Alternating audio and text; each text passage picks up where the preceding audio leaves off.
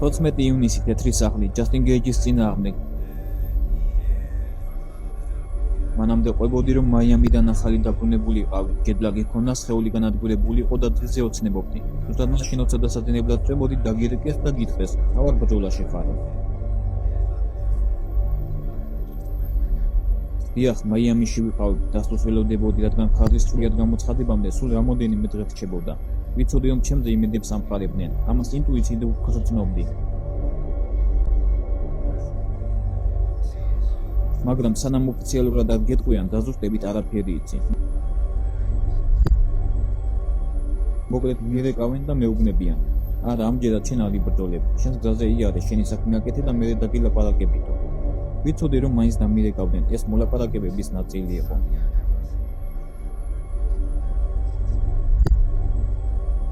სახლში დავბრუნდი ღამის 20 საათზე და დაიწყო. 15-მდე ზარი შემოვიდა, ყველა მაღუძებდა. ღამის 2-დან დილის 5-მდე ვლაპარაკობდით და ბოლოს მითხრეს, შენ ქარობზე ხარ.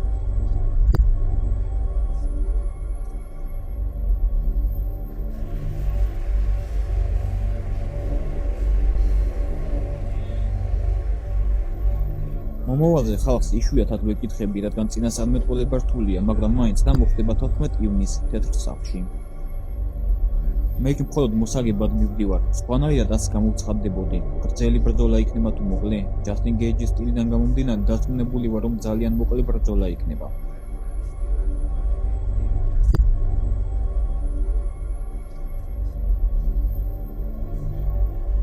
ზედმეტად მოკლეს მოიქნება, დონალდ ტრამპი არ გაგვიბრაზდეს.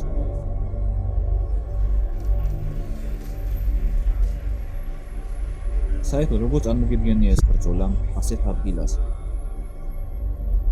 ყველაზე მეტად იმის ვიზუალიზაცია მიჭირს, როგორ მოაწყობენ იქ ყველაფერს.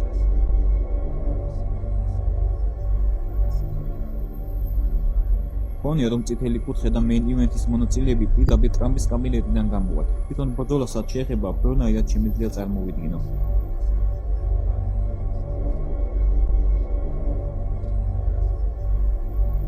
რა თქმა უნდა, გაანალიზებული გვაქვს გეიჯის სტილი, როგორ შემოვა. შენ ისლამ ახაჩევთან ჭუბი გინდოდა, რასაც მთელი მსოფლიო ელოდება. რა მოხდა რეალურად? შენ ხომ თანხმობად ხო? იმ ცნობილი ღამის 2 საათის ზარის დროს მითხრეს, რომ ისლამს უნდა ვეჭუბო. ყველაფერი ამისთვის მზადდებოდა. მერე დავიძინე და 2 საათში ისევ მირეკავი. ისლამი დაშავდა და მეტოქე გეიჯი იქნება.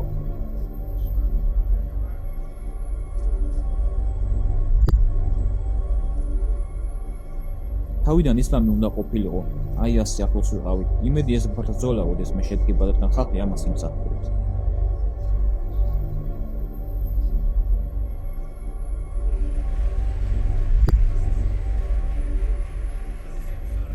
დღევანდელი სიახლით ვნახე, მხატ შემოთქვა, შენი გამოგონილი ისტორიებით დავიღალეო. ამბობს, რომ მან მიიღო ეს ბრძოლა, მაგრამ შენ მოგონმა ზედმეტი ფული მოითხოვა და ჩაიშალაო. რა სიტყვი?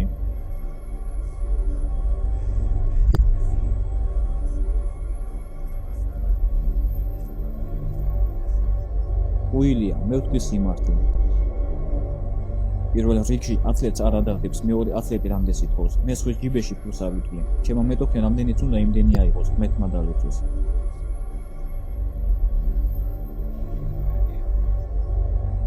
უბრალოდ მას ერთხელ უკვე ჰქონდა მიზეზები, ახლა მეორე დავს. ჩვენ კი აქ ვარ, ასად გავვივარ.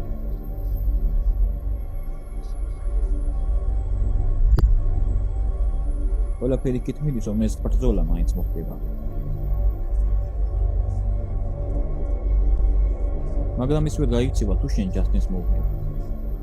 ფიქრობ რაღაც მომენტში მოუწევს კი თქვა, ჯერა რომ ეს ბრძოლა ადრე თუ გვიან მოხდება. ამავდროულად არ ვიცი თავად UFC რამდენადაა დაინტერესებული ამ ბრძოლის ჩატარებით, რადგან როცა მათ მართლა უნდათ ბრძოლის დახურვა, ყოველთვის ახერხებენ ამას, რაც არ უნდა იყოს. ძალა მათ ხელშია, ასე რომ ნახოთ. ის სუპერვარსკვლავია, შენ სუპერვარსკვლავი ხარ. სხვადასხვა ტონებში ხარ და ორივეს თქვენი გზა გაქვთ.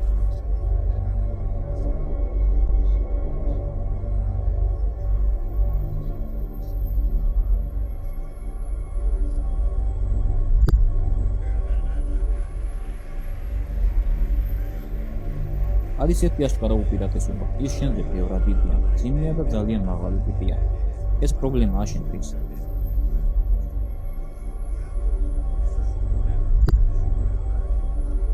ნახე, სპორტული კუთხე რა თქმა უნდა უპირატესობაა, როცა მეტოქე მეტი წონისა, სიმაღლე აქვს და ასე შემდეგ. უპირატესობაა, მაგრამ ამ ეტაპზე რა მნიშვნელობა აქვს? ეს ერთი ბრძოლა, რომელიც ინტერესი ფერს. ანებს უნდათ ნახვა, მე თვითონ მაინტერესებს იმ ტიპთან ძალების გაზომა, რომელიც ამდენი ხანია დომინირებს დივიზიონში. ის იმ წონის ჩემპიონი იყო, რომელშიც ახლა მე ვარ. რა არის იმაზე უკეთესი, ვიდრე შეეჯახო ადამიანს, რომელსაც ასეთი რეზიუმე აქვს.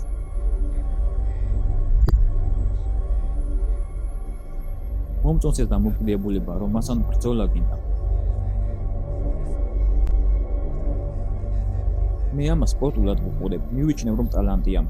თავისი უნარები აქვს ოქტაგონზე და მისი და ჩემი უნარების შეჯახება ძალიან საინტერესო ბრძოლა იქნებოდა ყველასთვის.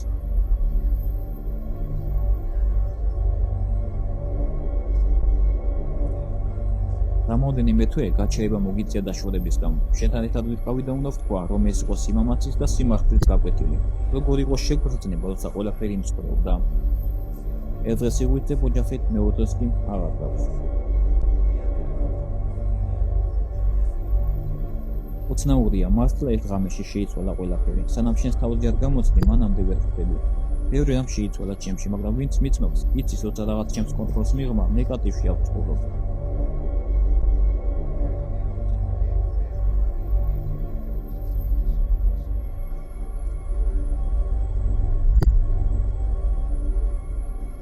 არ ვიწყებ წუწუნს, ეს ატომდა მემართა მეთქი. ორი გზა, ან ნეგატივში იჯდე, ან მიიღო რეალობა და წინ წახვიდე, რაც ერთადერთი გამოსავალია.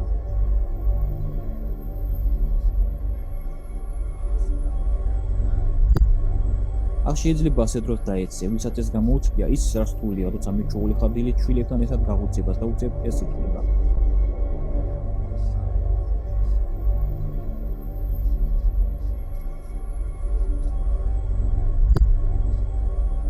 ძიმია, მაგრამ არ უნდა და გავიწყდეს ვინ ხარ და ვინ არ ხარ. მოკლედ, თავალწეული ვაგრძელებ ცხოვრებას.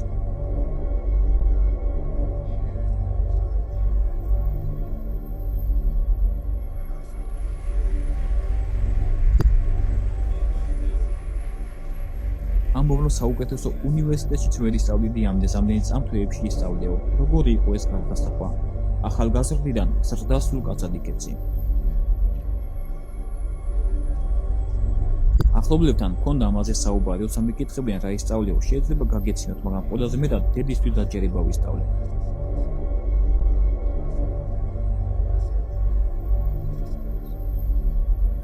დედებს აქვთ ინტუიცია და ხედავენ იმას, რასაც ჩვენ ვერა. როცა დედა გეუბნება, იქითაც წახვიდეო, რაც არ უნდა ნათლად ხედავდე შენთას, მაინც არ უნდა ქნა ეს.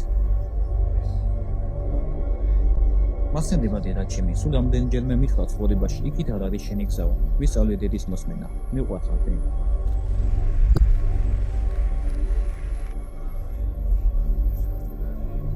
მეორე მხრივ 5 ივნისს HBO Max-ზე გამოდის სერიალი „თოფურიები“. იქ ყვების შენს ბრძოლებზე აბუ-დაბიში, ლას-ვეგასში და ასევე საუბრობს შენს ძმაზე ალექსანდრეზე, რომელიც ასევე მაგარი ტიპია, დამპყრობელი. როდის უფრო მეტად ნერვიულობ, როცა შენ ჭუბობ, თუ როცა შენი ძმა ჭუბობს. ეს ორი განსხვავებული ნერვიულობაა. ჩემი ბრძოლის დროს მე ვარ ნარატივის ლიდერი, ვიცი რას ვაკეთებ, კონცენტრირებული ვარ ჩემს გეგმაზე და სტრატეგიაზე.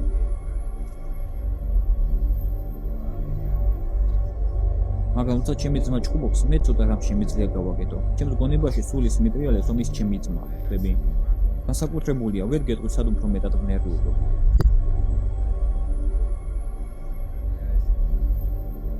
ვიცი რომ შენ ძმას ჭუბისას ძალიან უსმენ. შენ ძმა თუ გისმენს შენ? ფიქრობ კი, აშკარა, რა თქმა უნდა მისმენს.